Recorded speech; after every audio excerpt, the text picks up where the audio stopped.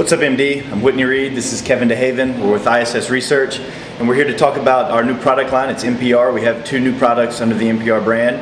I'll let Kevin talk a little bit about each product. We've launched 2 products in the muscle performance regulator, the MPR line. The first one we'll talk about is the pump product, MPR pump. The whole theory in coming out with these products is, first of all, we've never been a company to just come out with a Me Too-like product just to have a product in that category. What we have done is we've taken the right ingredients in the right dosages to make them more effective products. The pump has not only the caffeine and some of the things that will give you the mental focus and energy, but we've also taken the right amounts of creatine, arginine, beta-alanine, and glycerin.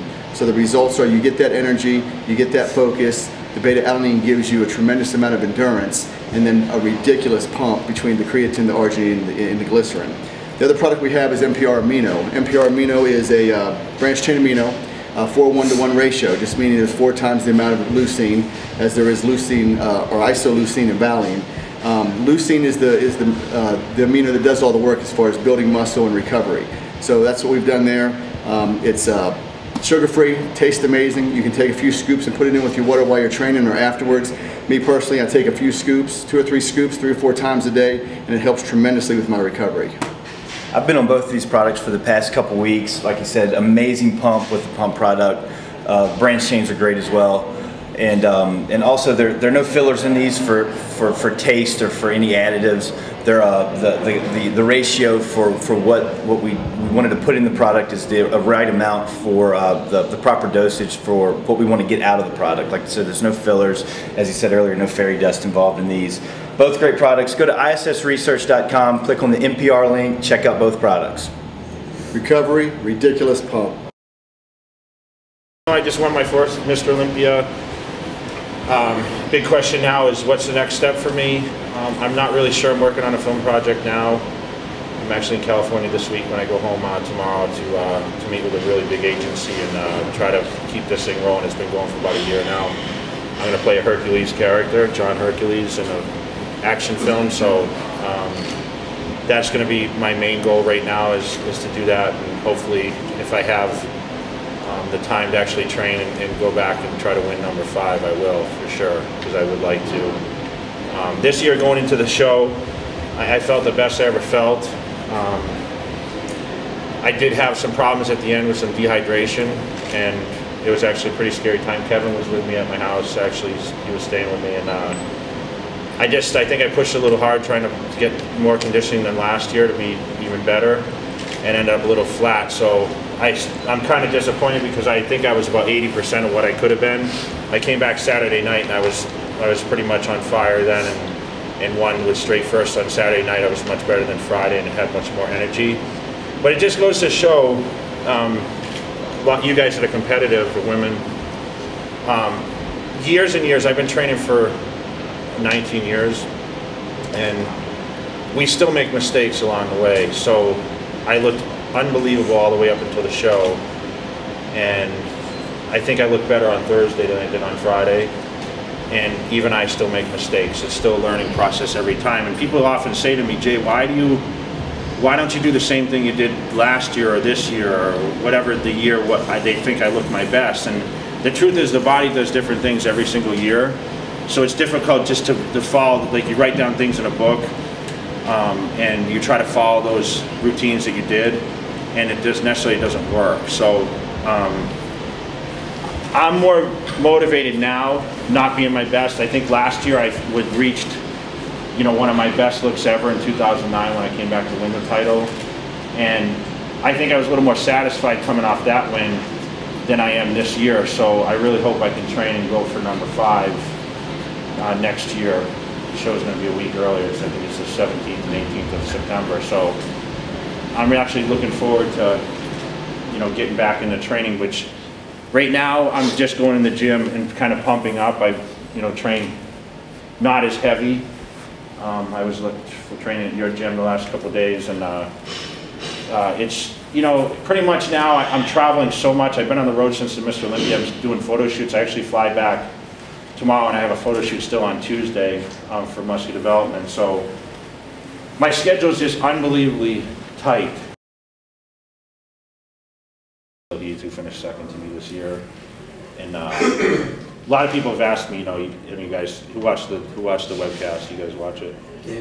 You know, him and I were talking, you see us hugging and talking at the end before they gave awards, and you know, the MC's talking, Bob Chicarella's talking just a bunch of nonsense, you know, and me and Phil are having a full-on conversation, like, you know, this was our dream, was to stand 1 and 2 in Mr. Olympia, because, you know, I found Phil Heath at a local bodybuilding show back in 2003, and I went up to him and I said, you compete? And he's like, well, I won the show last year, but I'm trying to compete. And I said, you can win your pro card, like, now. He's like, you really think so? I said, yeah. And I said, well, what's the problem? He said, I have no money. So I said, well, if I can get you the money, you're going to compete. And he says, yeah. So I called Weeder there was a Saturday. On Sunday, I called Weeder, and by Monday morning, he had a contract in hand. And, you know, he was now signed as a Weeder athlete. I sent pictures over of Phil Heath, and they signed him to a contract. And next thing you know, the story of Phil Heath was born. And you know, every day you know, we stay in touch every single day, pretty much. We text each other. He's in Australia now, guest posing, and you know, we talked about this Olympia, and I was just like, shit, I hope I can stay around long enough for you to get up there, you know. And now, you know, he pushed me to the limit this past Olympia, which was awesome. And we were just saying, you know, win or lose, whoever wins or lose, which I kind of knew I was going to win, but we said, you know, this isn't going to affect, you know, how our friendship and love for each other is. And, you know, he's a super, super guy. And you guys get a chance to meet Phil Heath. He's a lot like myself, where it's just like, you know, he cares so much about his fans, and he's like passionate for the sport, and he's going to make a really good representative when his time comes. Just hopefully once I retire, you know. And you know, that's it. I mean, I could sit here and talk to you guys about so many different things, but what I probably like to do is just, you know, ask me a couple questions. Let's roll off that, because I want you guys to speak, and I want you guys to, you know, feel that you know, you guys were part of what we did today. You know, I want everyone to leave here happy, and besides getting a picture with me and, you know, having me do the workout. You know, who has the first question for me? Has Phil offered to pay you off not to show next year? What's that? Has Phil offered you money not to show next year? You know, it was tough for him, because I think he gets a bonus if he won. Pretty big one. I don't get bonuses, but you know, it's 100,000 difference for first or second. So hopefully we'll get to train with each other for next year a little bit more, because, you know, we train with the same trainer, Hani Rambod, who does our nutrition. So, but it's weird, because with Hani training us both, Hani never said, oh, Phil looks like this, and I don't think he ever said Jay looks like this to Phil, you know. So I knew Phil looked good, because you know, I'd send him pictures and he'd send me pictures through the time we were prepping, and you know, and he's like, yeah, I know what you look like, and he's like, I know what you're gonna look like, and you know, and he looked great, man. You know, he always looks great leading up to the show, but I said, man, I'm just wider than you, that's all, you know. So he said it was funny. We always laugh back and forth, but we don't talk much about bodybuilding, believe it or not. We always talk about other stuff, and we joke and stuff like that. So he's a cool guy. Well, for the record, back to the Phil story.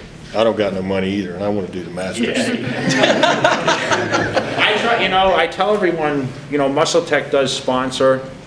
I'm under contract with Muscle Tech, obviously, and one of the unique things about Muscle Tech is they do a lot of before and after. You guys seen the transformation.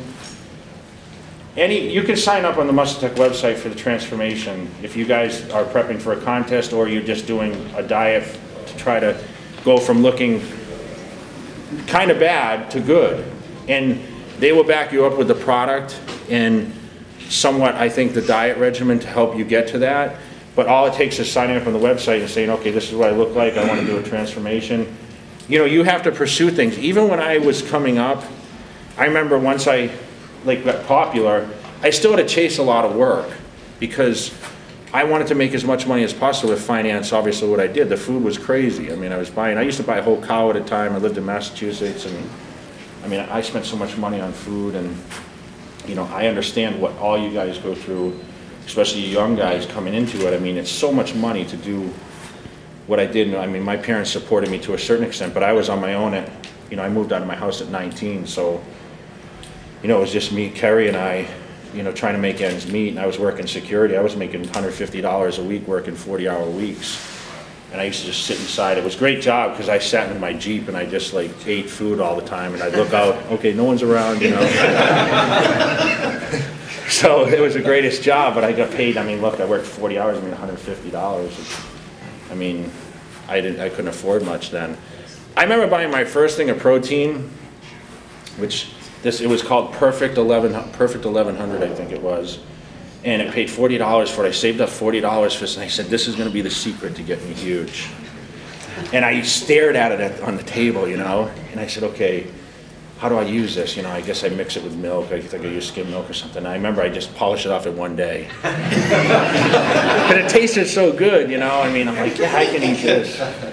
But, you know, the supplements have a huge play in what we do. And, I mean, I use all different supplements. Obviously, I get truckloads from Muscle Tech, and you know, we go through testing processes where, you know, they send us almost like blank jugs and they say, okay, we want you to try this on this regimen. And we go through like a certain week testing process, and then they ask us for our feedback on it. And, you know, you guys can open the magazines and see a million different ads for supplements, and you say, okay, which one works best? But, you know, I can honestly say I use a lot. I mean, I use protein shake even when I diet for the Olympia for my first meal. You guys might have seen on my blueprints on my website. But, you know, the NO2 products are real popular now. I mean, the creatine is still part of my diet, glutamines. You know, a lot of more recovery products. It seems to be the most important thing now. And, you know, before and after training, I think, is the ideal time to use supplements because your body's like a sponge. And when I travel on the road, it seems to be when a time I use more supplements because obviously I can't get the food that I really need.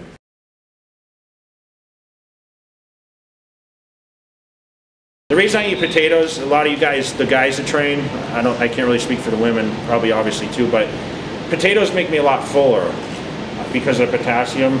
The rice seems to go through you a lot faster.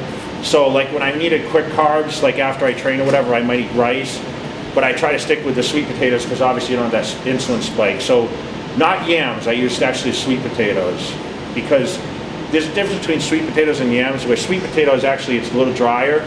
So it'll actually keep your body in tighter conditioning, where yams has a little more water storage. So you actually, you know, like when I'm carving up for the show, I always use sweet potatoes rather than yams because the yams make you hold more water. It's just more water in the potato itself. For rear delts, he's asking me about rear delts. So what I have in my gym is there's actually a pad now. And there's a place you can put the dumbbells like this, and it's just a little pad like this, so I can lean on my chest on the pad, and I can do raises like this, okay? A really good exercise also is attaching a rope to the upper level of a cable, and you do rope pulls like this. Where you bring the rope, you spread it over your forehead, which I can show if we had a cable here. So yeah, so the rope comes through the forehead like this. And as you see, okay, watch this movement, watch my rear delts. See, it's gonna work the rear delts and the traps, okay? And that's a good exercise. Obviously bent over like this, but obviously there's a little body momentum with that. But rear delts are important. Like a lot of people, you can use the rear delt machine over there, which is pretty standard. You still do the cable, the rear delt? Yeah, but it's really awkward. That's a really awkward exercise. Anyone know what he's talking about where I do the cables on a cable crossover when I grab them like this, but who's tried to do them and they hit the cables together? It's kind of tricky. So it's more like technique. And I have training partners that try to do it and they still can't do it. And these guys are like advanced bodybuilders. But you know, you actually, you know, so you grab the cable like this, and you cross like this. But coming back, you have to be careful not to hit the things together. How do you do that? Okay. You just want to keep it high on your forehead. You want to pull it through your forehead, not down here, and not too high. So just through your forehead like this. Usually 10 or 12 repetitions like this.